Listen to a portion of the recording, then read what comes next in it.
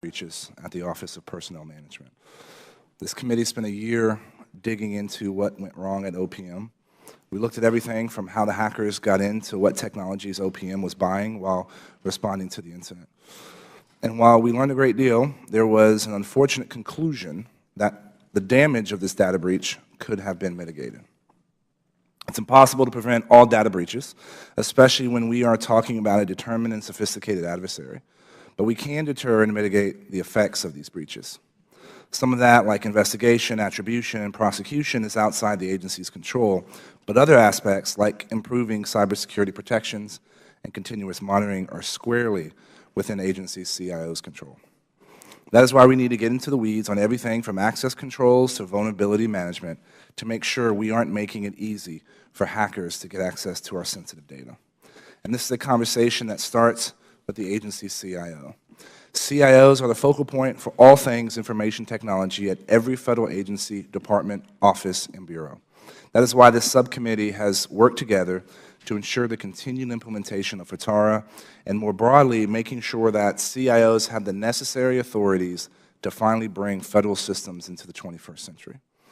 The House recently passed my bill, the MGT Act, co-sponsored by Mr. Conley, Chairman Chaffetz, Ranking Member Cummings, Ranking Member and my friend, Ms. Kelly, the Majority Leader, the Minority Whip, and Mr. Liu from California, which incentivizes agency CIOs to modernize their agency's outdated legacy IT through fiscal responsibility. I urge the Senate to pass the MGT Act as Congress so that incoming administration has the necessary tools to modernize our outdated and insecure federal IT. This is a shared responsibility. Congress can't hold agency CIOs accountable for what's going on in IT if those CIOs don't have the necessary authorities to get the job done. We need CIOs staying at their post for longer than the current 2-year average.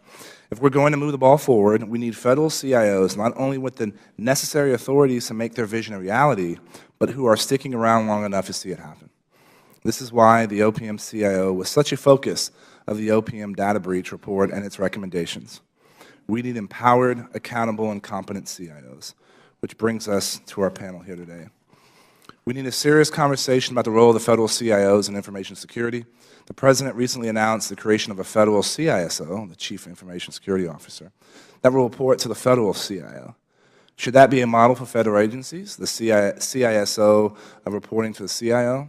Or should the CISO report directly to the head of the agency? Does the head of an agency need to hear two voices on questions of IT procurement, computer systems, data storage, and balancing the needs of the production environment with those of cybersecurity? This is an open question that this subcommittee has not yet explored, but I think it is an important question moving forward as we continue to conduct oversight of federal information security policies and practices. And finally, we need to address how these agencies transition their information technology over to the new administration.